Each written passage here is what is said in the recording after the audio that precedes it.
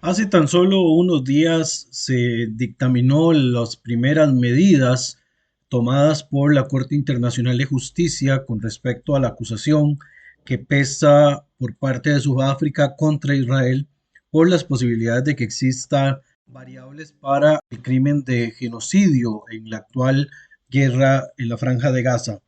Evidentemente, el aspecto ha llamado poderosamente la atención a nivel internacional. Las decisiones que toma la Corte finalmente deciden de que no hay por el momento algo que pueda definir a ciencia cierta si lo que está ocurriendo es o no es un genocidio. No descarta, por supuesto, las medidas que pide Sudáfrica, ante lo cual, por supuesto, esto puede tomar algunos años para determinar si estuvo en proceso o no de un genocidio. Y por el otro lado, pues una vez más, dentro del contexto del conflicto entre israelíes y palestinos, nuevamente se utiliza las cuestiones del derecho como una herramienta dentro de todas las relaciones entre los dos actores principales. En este episodio del día de hoy de Visión de Oriente Próximo, hemos tenido la oportunidad de compartir con Vanessa Ites desde la comunidad de Chile, quien a título personal nos ha dado su perspectiva desde el conocimiento que ella posee como una persona estudiosa en los temas de derecho internacional. De hecho, está terminando una maestría en Derecho Internacional enfocada principalmente en cuestiones asociadas a la temática que estamos desarrollando en este espacio de hoy. Y ella muy amablemente nos ha respondido algunas preguntas desde la perspectiva del el sistema internacional y desde la parte jurídica, incluso no solo con respecto a la coyuntura actual de las tensiones en la Franja de Gaza, sino incluso a nivel histórico desde que el conflicto tiene sus primeros pasos allá en los años 40 y por supuesto un momento clímax en los años 60 después de la Guerra de los Seis Días. Entonces acompáñenos a escuchar esta entrevista muy interesante compartida con Vanessa Ites y esperamos que cualquier consulta o comentario que tengan al respecto nos lo puedan hacer a través de nuestro correo. Entonces, sin más, los invito nuevamente a escuchar este espacio de Visión de Oriente Próximo con Vanessa Ites.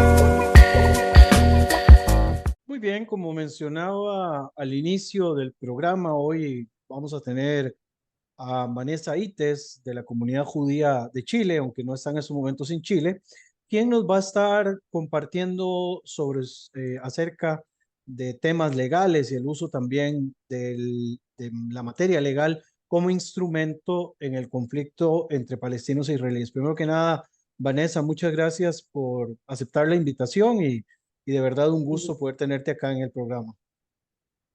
Muchas gracias a ti, Brian, por tenerme. Un lujo poder estar contigo y lo que sí iba a mencionar que no vengo en representación de ninguna institución, sino que mis opiniones son propias. Así que muy emocionada de estar contigo. Perfecto, me parece todavía mucho mejor porque así viene con más libertad todo lo que puedas responder.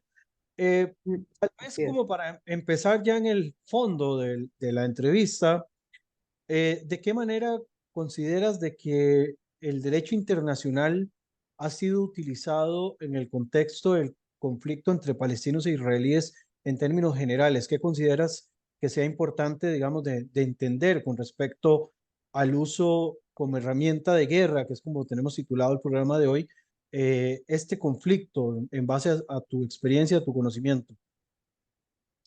Mira, un poco en términos generales para que se pueda entender antes de empezar a conversar temas más específicos.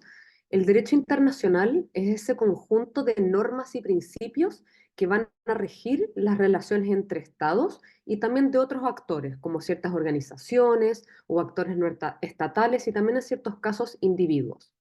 ¿Y qué compone el derecho internacional o las fuentes principales del derecho internacional?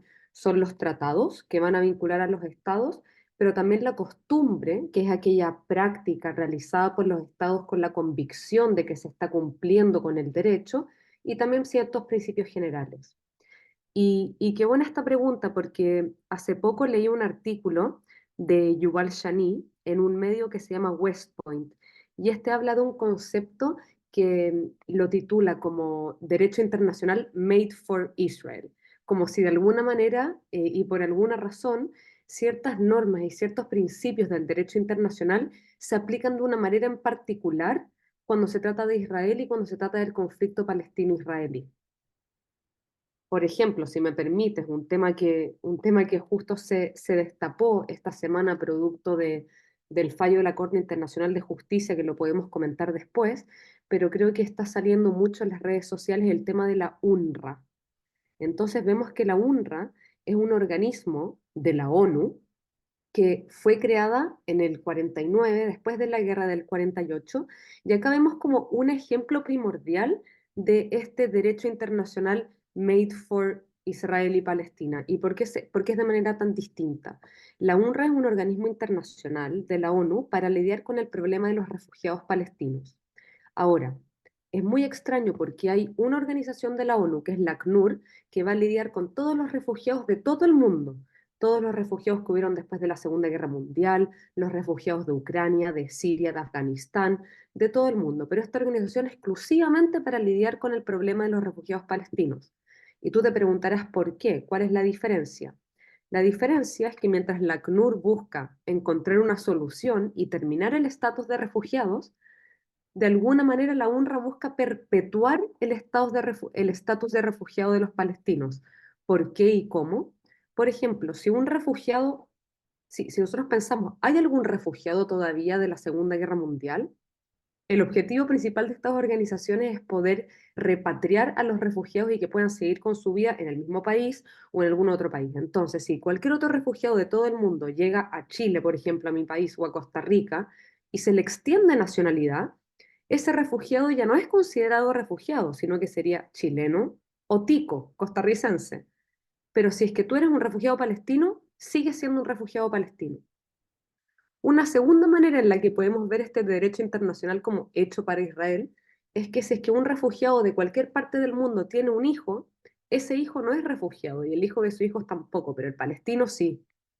Una tercera diferencia es la cantidad de empleados y dinero que hay. O sea, vemos que por cada un empleado de la ONU, un empleado de la UNRWA, perdón, está a cargo de 180 refugiados palestinos, en cambio, un empleado de la ACNUR está a cargo de más de 4.000 eh, refugiados. Y ahora, recientemente se destapó que ya vemos que como toda esta organización está cimentada con el solo propósito de perpetuar esta condición de refugiados, pero se acaba de destapar el involucramiento directo que tenía la organización en el atentado del 7 de octubre, tanto con la participación de miembros de su organización de manera directa el 7 de octubre, un chat en el medio Telegram con más de 3.000 empleados de la UNRWA celebrando y vitoriando, promoviendo actos de terrorismo, y también por una sucesiva de reportes que se han hecho también a la ONU por una organización que se llama UN Watch, en la que demuestra esta como incitación al odio y colaboración con actos terroristas que ha tenido esta organización. Y desde, digamos, desde esta visión me hace pensar también, bueno, el tema de la UNRWA es como muy específico y muy demasiado coyuntural de esta semana, como lo señalas, pero se me viene a la mente otro tema que constantemente hay que estar respondiendo, que es el estatus de los territorios, lo que se denominan territorios palestinos, tanto de Gaza como de la región de Cisjordania o Judea y Samaria. ¿De qué forma, digamos, podríamos nosotros entender por qué el uso del término territorios bajo ocupación, por un lado, y por qué, digamos, la discusión es decir que los territorios no están bajo ocupación eh, en la situación actual. Yo sé que obviamente por Vox Populi, pues obviamente se catalogan los territorios como territorios bajo ocupación, pero he escuchado también el argumento de que los territorios no son territorios bajo ocupación, sino que tienen, digamos, una categoría de territorios en disputa. Desde tu visión, ¿cuál es la forma en la que podríamos, digamos, analizar ese uso incluso etimológico y qué diferenciación habría en el hecho de que sea un territorio en disputa o un territorio bajo ocupación en ese contexto? Mira, hay que distinguir. Lo que se considera hoy en día territorios palestinos sería Gaza, que sería al este de Israel, bordeando también con Egipto, y Cisjordania, que es perdón, Gaza está al oeste y Cisjordania está al este, bordeando con Jordania. Entonces, Gaza, eh, Gaza era, Gaza estaba ocupada por Egipto hasta la guerra de 1967. ¿Ok? Esto fue un territorio que estaba ocupado por Egipto hasta la guerra del 67. Luego la guerra del 67, que es la guerra de los 6 días, Israel conquista estos territorios, conquista Gaza, conquista Cisjordania, conquista también la península del Sinaí y los altos del Golán. Y la ocupación es una denominación jurídica, un estatus jurídico transitorio que se le otorga a aquellos territorios capturados como consecuencia de una guerra. Entonces también es curioso porque de repente se escucha que la situación y el conflicto, la coyuntura actual que estamos viviendo es por la ocupación, pero es curioso porque la ocupación es aquel estatus jurídico que se da como consecuencia de una guerra. Entonces vemos que como consecuencia de la guerra de los 6 días es que estos territorios pasan a considerarse como bajo ocupación.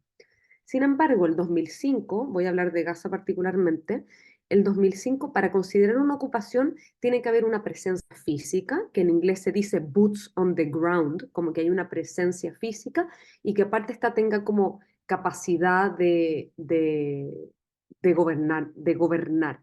De hecho, hay un fallo de la Corte Internacional de Justicia de Congo versus Uganda que dice que a pesar de haber presencia militar, no hay capacidad de gobierno y por ende no es considerado un territorio bajo ocupación. En cuanto a Gaza, Gaza estuvo ocupado por Israel desde la guerra del 67, que fue una guerra defensiva, pero el 2005 el primer ministro Ariel Sharon, que es de ultraderecha, de hecho es del mismo partido que el primer ministro de hoy, tomó una decisión con un costo político gigante y dice, ¿sabes qué? Nos vamos a retirar de Gaza, vamos a sacar los asentamientos, vamos a desenterrar incluso a nuestros muertos, vamos a desenterrar a los muertos israelíes que hay en este territorio, nos vamos a retirar para darle gobernanza. Entonces, desde el 2005 no hay presencia ni tampoco hay capacidad de gobernanza.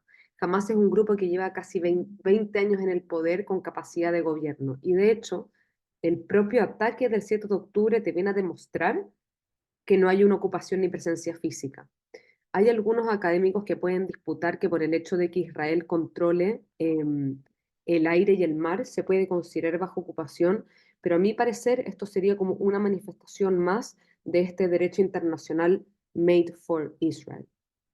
Ahora, yendo a la otra parte del territorio palestino, que sería lo que es Cisjordania, Cisjordania estuvo ocupada por Jordania hasta el 67. De hecho, si uno lo piensa en inglés, se llama West Bank. Entonces, Jordania conquista lo que está a su oeste. West Bank es el nombre que le pone Jordania cuando Jordania viene a ocupar la zona.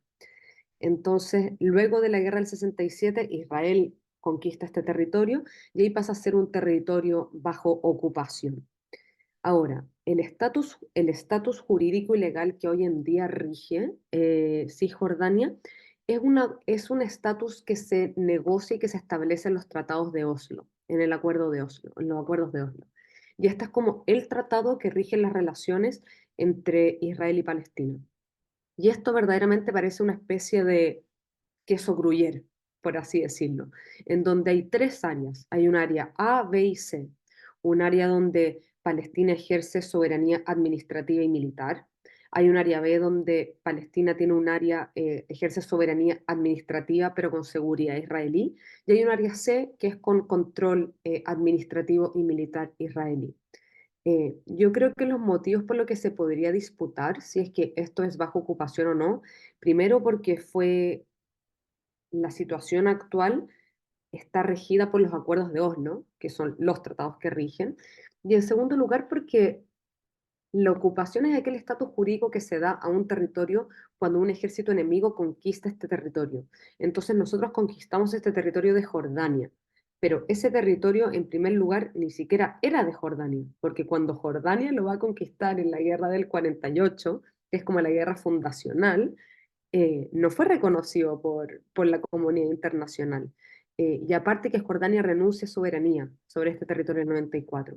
Entonces, por un lado tenemos Gaza, que no está bajo ocupación, y Cisjordania, yo creo que sí se podría hablar porque efectivamente sí hay un boots on the ground, también hay capacidad de gobernanza, y creo que de todas formas para viendo prospectos de futuro, para una posible solución al conflicto palestino-israelí, creo de todas maneras que esta es una situación que debería cambiar y se debería solucionar. Me imagino que en este punto incluimos la cuestión de los denominados asentamientos, que generan también mucha polémica, de que incluso se habla de un aumento, un crecimiento de la cantidad de asentamientos. Eh, no sé, digamos, en ese punto, cómo lo podemos observar o qué condición consideras con respecto al tema asentamientos. Incluso podríamos preguntarte o te podría preguntar la situación de Gaza, ya que he visto posiciones muy críticas, ya que hablas de analistas y demás. Menciono dos que posiblemente también los has visto bastante en Twitter, que es donde más se mueven, que son Francesca Albanese, que es una relatora de Naciones Unidas bastante visceral en realidad en sus posiciones, y Kenneth Roth, que fue director de Amnistía Internacional, que tienen una posición muy fuerte con respecto a Israel. Y me acuerdo que Albanese, incluso cuando se da este tema del ataque del 7 de octubre, menciona que Israel no tiene derecho a la legítima defensa porque Israel ocupa Gaza. Entonces, ahí es donde viene toda la discusión, y me gustaría entender, digamos, desde la perspectiva que tienes, cómo se podría responder a algo que de alguna manera es falso, en verdad. Mira, en cuanto a los asentamientos, ¿son la causa del problema? No. ¿Son un obstáculo para la paz? Sí, creo yo. No creo que sean la causa del problema porque hubo una guerra antes de que existiera ocupación y antes de que existieran los asentamientos. Como dije, esto más bien es una consecuencia de guerras anteriores.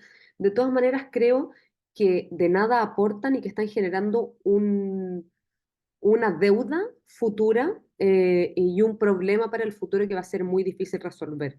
¿Se puede resolver? Por supuesto. Como vemos, Israel ocupaba Gaza hasta el 2005, tenía asentamientos en Gaza, ¿estuvo dispuesto a sacarlo? Sí. ¿Tuvo un costo político gigante? Sí. Los israelíes que vivían en Gaza, vemos cómo le pegaban literalmente a los militares israelíes porque los estaban sacando de sus casas, pero el primer ministro israelí fue una decisión que dijo, me da lo mismo, lo vamos a hacer. Cuando Israel conquistó toda la península del Sinaí, donde tenía asentamientos, había ocupación, y Egipto estuvo dispuesto a firmar la paz en el año 79, Israel lo hizo. Ha estado, esto no es porque yo lo diga de una manera ilusa, es porque lo muestra la experiencia empírica que hemos tenido en este conflicto. Israel ha estado dispuesto a terminar la ocupación, entre comillas, a sacar los asentamientos, pero a cambio de paz. Ahora, ¿qué me dice si es que Israel decide sacar asentamientos y retirarse de Gaza para darle soberanía y autogobierno a una autoridad palestina? Y vemos que lo que pasa literalmente el día siguiente es que jamás un grupo terrorista toma poder y se dedica a construir y hacer literalmente de Gaza un lugar para atacar a Israel. Entonces, creo que los asentamientos en Cisjordania son un problema, por supuesto, son un obstáculo para la paz, pero sí creo que Israel estaría dispuesto a sacarlos y hacer lo que fuera, si es que solo hubiera un tratado de paz serio y una paz por el otro lado, porque si no es a cambio de qué. Ok, vengámonos ahora al contexto actual, que es como lo que también me gustaría escuchar. De hecho, este programa nos cae buenísimo porque Nos quedó casi una semana después de que vienen las primeras palabras de la Corte Internacional de Justicia. Eh, en este conflicto en Gaza hay acusaciones contra Israel nuevamente, como la acusación de genocidio por parte de Sudáfrica. Legalmente, que es una de las preguntas que traía elaboradas acá, ¿crees que Israel pueda seguir manteniendo el ritmo de operaciones que tiene hasta este momento después de lo pronunciado por la Corte Internacional? Mira, un poco voy a quizás hacer un mini resumen de lo que significa este fallo de la Corte Internacional, porque quizás no todos los que están escuchando saben un poco de esto, así que sería bueno sentar un poco las bases normativas. Primero, la Corte Internacional de Justicia es el órgano principal judicial de la ONU, ¿ya? La función principal de la Corte Internacional de Justicia son dos. Uno, resolver disputas entre estados, que sería como esta competencia contenciosa, y dos, también puede emitir opiniones consultivas, que sería como esta competencia no contenciosa. Y lo que ocurrió a fines de diciembre, los últimos días del año 2023, Sudáfrica presentó una aplicación ante la Corte Internacional de Justicia acusando a Israel de violar la Convención para la Prevención y Sanción del Delito de Genocidio. Y esta convención, este tratado otorga jurisdicción a la Corte Internacional de Justicia para dirimir estas disputas. Es por eso que a veces alguien se pregunta qué tiene que ver Sudáfrica en esto, y al final cualquier país que sea parte de este tratado puede llevar una aplicación ante la Corte Internacional de Justicia contra otro Estado parte de, de este tratado. Entonces, la Corte Nacional de Justicia lo que hizo es que recientemente se pronunció sobre medidas preliminares, ¿ya? No se pronuncia sobre el fondo del asunto, sino que se pronuncia sobre medidas provisionales. Y el umbral probatorio para otorgar estas medidas provisionales es bajísimo, ¿ya? Habla de una plausibilidad. Por el contrario, cuando la Corte tenga que fallar sobre el fondo del asunto, que probablemente puede tardar años, el umbral es altísimo, ya que se exige una intención específica de destruir a un grupo religioso, étnico, nacional como tal. Y la decisión vemos que fue lo que en inglés se dice un poco split the baby, como partir en mitad al bebé, porque por un lado la Corte reafirma y dice, sí, yo tengo jurisdicción para conocer de este caso y no voy a desestimar de plano esta aplicación, pero por otro lado no otorga la medida más importante que está pidiendo Sudáfrica, que es un alto al fuego. Y con eso, si uno lee la opinión del juez israelí Aaron Barak, que es una persona de mucha autoridad en Israel, por lo menos, y también en la comunidad internacional de juristas, como que se viene a reconocer un poco este derecho a la legítima defensa y al operativo militar que está llevando a cabo en Israel. Cosa que no se hizo, por ejemplo, en Ucrania versus Rusia, ya que se le ordena, ahí sí que se le ordena a Rusia cesar el fuego. Entonces, con esto, la verdad, ninguna de las medidas que pide la Corte Internacional de Justicia implica para Israel hacer un cambio en el operativo militar. Claramente se hace como un llamado y se resalta se le hace como un recordatorio de seguir ateniéndose a las normas del derecho internacional humanitario, y lo que sí se le impone la obligación a Israel de emitir un informe, presentar un informe ante la Corte en un mes detallando y estableciendo las medidas que se han tomado para en el fondo hacer cumplir estas medidas que otorga la Corte. Pero claro, creo, a mi parecer, eh, Israel ha sentado estándares en cuanto a la conducción de la guerra en medios urbanos. Eh, la conducción de este operativo militar es extremadamente difícil cuando estás peleando, en primer lugar, con un grupo. Uno tiene que pensar que las normas del derecho internacional humanitario, que es el derecho que aplica cuando estamos envueltos en un conflicto armado, fueron redactados post Segunda Guerra Mundial, algunas antes, otras después, por lo demás, pero siempre con la concepción de que esto era como una guerra entre dos ejércitos estatales formales con uniforme. Entonces, cuando vemos los desafíos a los que se está enfrentando Israel y también otros países, porque hoy en día la mayoría de los conflictos son con grupos armados no estatales, eh, son muchísimos los desafíos, especialmente cuando estás peleando con un grupo, en este caso Hamas, que es una organización militar terrorista, pero no estatal, que pervierte los mismos principios del derecho internacional, es un desafío increíble y Israel y el ejército de Israel ha sentado nuevos estándares en la conducción de una guerra en ámbitos urbanos, por ejemplo, con la invención de nuevas técnicas como es el roof knocking, que se avisa, que es como una nueva manera de avisar antes de disparar para aún así proteger más a los civiles, crear pasillos humanitarios para la evacuación, etcétera. Entonces, claro, se puede seguir con la misma intensidad.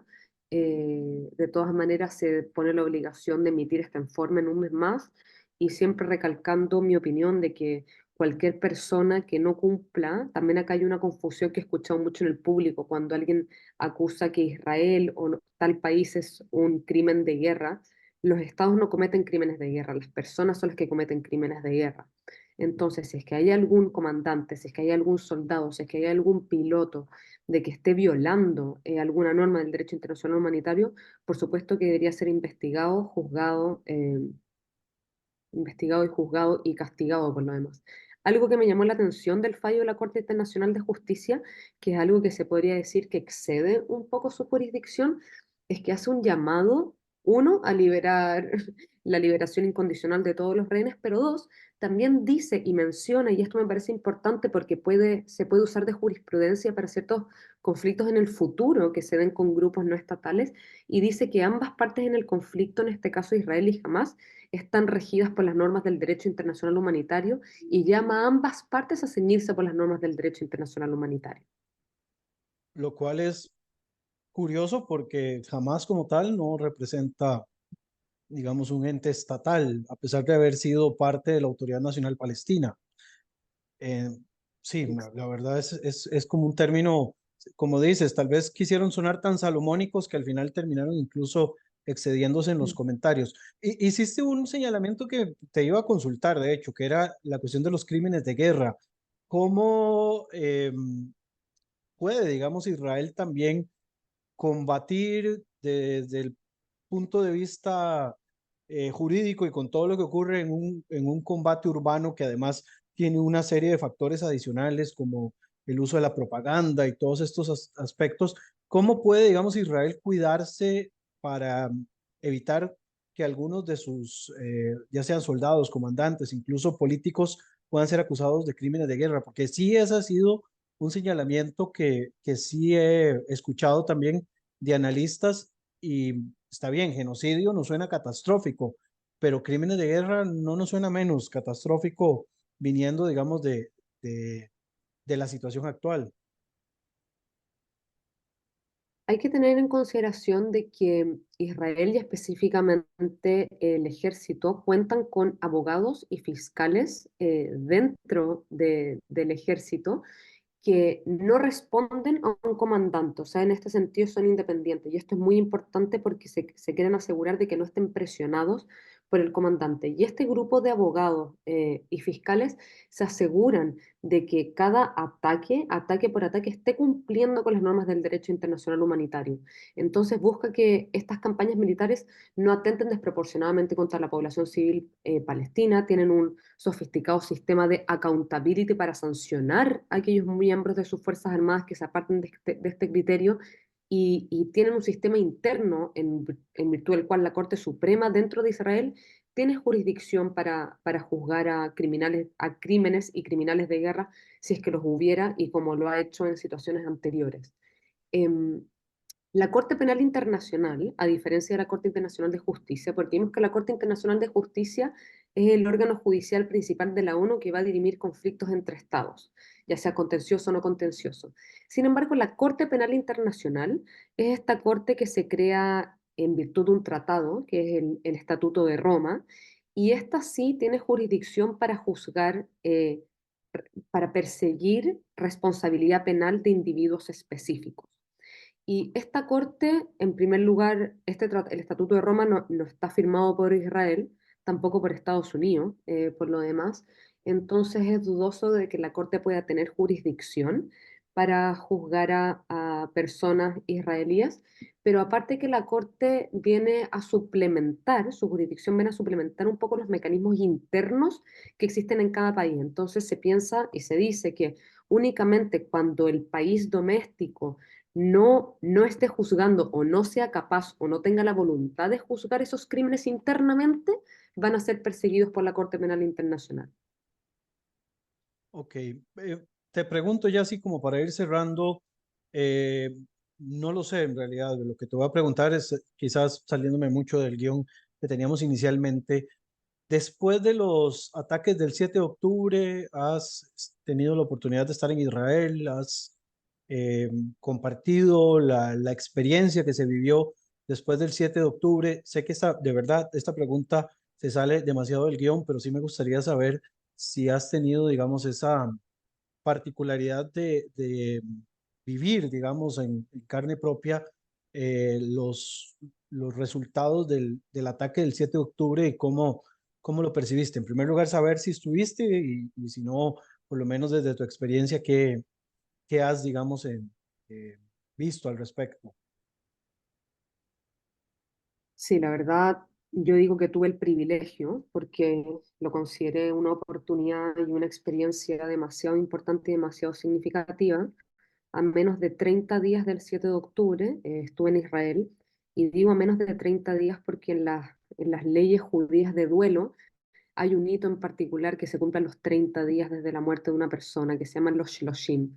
Entonces recuerdo muy bien que cuando fueron los Shloshim, cuando fueron justo 30 días del 7 de octubre, yo estaba en Israel.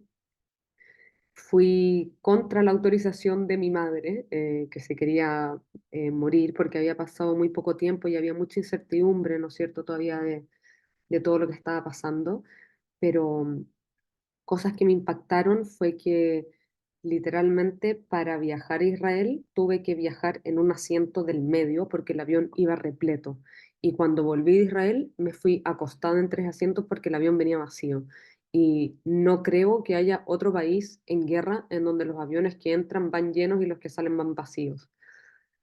Tuve la oportunidad de visitar el kibutz Kfar Aza, que está a 2 kilómetros de Gaza. Fue uno de los kibutz más afectados por el atentado del 7 de octubre. Y, y se sintió, se olió, se vio, se sintió.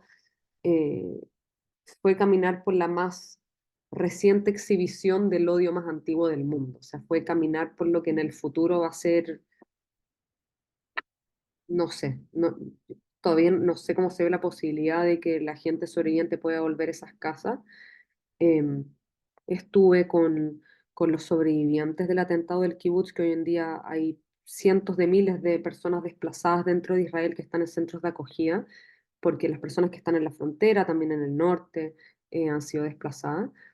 Otra cosa que me impactó mucho es que la sociedad israelí está más unida que nunca. Y esto es muy impactante porque el 6 de octubre Israel estaba al borde de una guerra civil. Creo que es lo más dividido que había estado el país desde el 48. Y había un movimiento muy grande, que era la oposición al gobierno, que estaba liderando una oposición a la reforma judicial. Ojo, el juez que representó a Israel en la Corte Internacional de Justicia, Aaron Barak, era una de las caras más visibles de esta oposición. Entonces vemos que incluso aquellos que más se oponían al gobierno actual, hay una unión, y vemos que este juez es el que finalmente fue a representar a Israel ante la Corte. Y esta organización, que era una organización civil que estaba liderando la oposición contra el gobierno, el 7 de octubre cambió su bandera de oposición para dedicarse a armar todo, por ejemplo, en la organización civil en cuanto a centros de donaciones, al movimiento para recuperar a los rehenes, todo, las redes sociales, contactar a las familias de las víctimas, hacer presión diplomática. Entonces eso me llamó mucho la atención, ver cómo muchos de los esfuerzos están viniendo de la sociedad civil. Y a mí eso es algo que yo siempre he pensado, que cualquier resolución a este conflicto, más que algo que se negocie entre cuatro puertas con un par de políticos y diplomáticos de Estados Unidos, tiene que ser un cambio muy fuerte de la sociedad civil. Yo siempre creo que se tiene que complementar esta decisión de arriba con un movimiento muy grande de la sociedad civil. Entonces a mí me impactó la fuerza de la sociedad civil y cómo está muy involucrada en todos voluntariándose. a hospitales, a centros de donaciones, como te digo, este edificio encargado que busca ayudar a las familias de los rehenes. Y fue una experiencia tremendamente emotiva. Yo nunca había sentido sirenas en Israel, he estado 4 veces, nunca me había tocado refugiarme en un refugio antibomba. Me pasó incluso que cuando estaba de vuelta al aeropuerto, estábamos en la mitad de la carretera y sonaron las sirenas. Vi en vivo cómo funcionaba el Iron Dome, que literalmente es impactante ver cómo se está explotando un misil en el aire y nos tuvimos que esconder abajo del auto, abajo de la camioneta. Entonces eso es algo que yo nunca había vivido. Eh, Se ve un duelo colectivo en Israel, se ve mucha unión, se ve mucha fortaleza también y creo que es durísimo, por lo menos nuestra generación nunca había vivido algo así, quizás la generación de nuestros padres pudo vivir la guerra de Yom Kippur, con la cual se pueden hacer muchos paralelos, pero por lo menos tú y eh, yo por lo menos siempre crecí, nunca vi la posibilidad de que hubiera una amenaza de este tamaño ni un conflicto que pudiera escalar a este nivel. Muy bien, bueno, gracias por compartir eso que era importante también de señalar, porque sí es bueno escuchar las voces de toda perspectiva. Yo creo que ya con esto podemos cerrar el programa. De verdad te agradezco por el tiempo. En temas jurídicos, pues la verdad, sé que brinqué de un tema a otro y que pudo haber sido medio confuso, pero creo que eh, eso es lo bueno de explotar de alguna manera a una persona que sabe mucho, no importa la forma en la que le presenten las preguntas, al final siempre termina contestando con una claridad bastante, pues muy buena, la verdad, y espero que la gente haya quedado con muchas, que quede ahora con muchas respuestas y como siempre digo también que queden con muchas dudas y consultas. Vanessa, de verdad, muchas gracias por el tiempo y espero que sea la primera de varias y que no sea solamente en el programa, sino que eventualmente también te podamos tener en Costa Rica porque sé que tienes una oratoria espectacular, ahí te he visto en algunos videos y demás, así que espero que también te podamos tener en algún momento en Costa Rica. Muchas gracias, Brian. Algo último que decir es que esta guerra creo que es muy dolorosa para muchas personas. La guerra, por definición, es brutal. De hecho, el derecho internacional humanitario viene a intentar regular una de las situaciones más brutales que podemos vivir como humanos. Creo que nadie quiere que esta guerra siga, pero yo siempre digo que yo no quiero un cese al fuego, no porque no quiero que esta guerra termine, precisamente porque quiero que esta guerra termine, es que no quiero un cese al fuego, porque la guerra del 48 terminó con un cese al fuego y vino la guerra del 67 y la guerra del 67 terminó con un cese al fuego, y viene la guerra del 73 y después vienen las intifadas, y esto no es el primer enfrentamiento con Hamas, han habido más, entonces yo no quiero un cese al fuego y que esto se vuelva a repetir, yo quiero literalmente ponerle un fin, un punto final a esta guerra, poder recomponer a las sociedades, al pueblo israelí, al pueblo palestino, de que haya una visión en conjunto de futuro, y creo que para eso las condiciones mínimas sería una desmilitarización de la Franja de Gaza y una desradicalización, no solo de la Franja de Gaza, sino que también de la Autoridad Nacional Palestina, de la sociedad. Y acá es cuando vuelvo a recalcar la importancia que puede tomar la sociedad civil. También hago un llamado a reiterar la devolución incondicional de todos los rehenes. Más de 130 rehenes siguen captivos después de más de 100 días en Gaza y nada, creo que muchas personas, incluyéndome a mí, estamos con el corazón roto. Esto ha causado mucho dolor y creo que para una correcta si bien esto es un conflicto muy emocional y que se vive de manera muy emocional en las redes sociales y en la televisión, en la radio, de repente se pervierten o se utilizan de manera inadecuada ciertos conceptos jurídicos que no se adecuan a la realidad, y para ser rigurosos y para que los sistemas internacionales y jurídicos conserven su legalidad y su validez, tienen que ser aplicados sin un doble estándar, tienen que ser aplicados de manera rigurosa y tienen que ser aplicados sin intentar pervertirlo con motivos políticos. Entonces, Ese es mi llamado final. Espero que esta guerra termine, espero que vuelvan los secuestrados, espero que ambas sociedades se puedan recomponer y que podamos tener un futuro en común.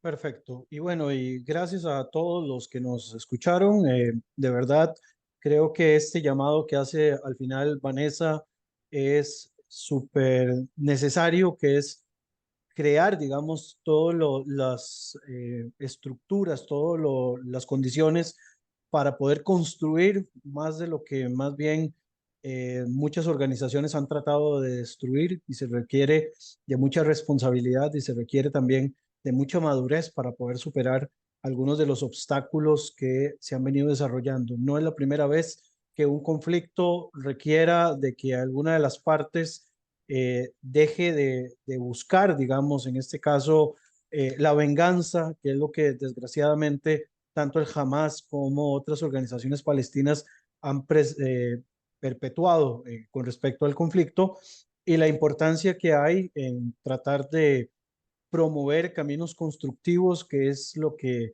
también otras organizaciones, tanto de palestinos como de israelíes, han intentado promover en algún momento, y que en algunos casos pues ha fracasado.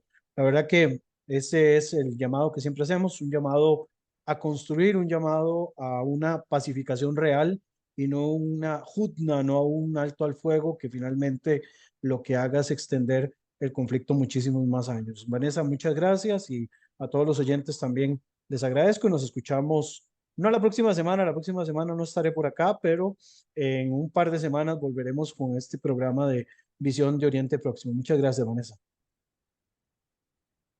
Hasta la próxima.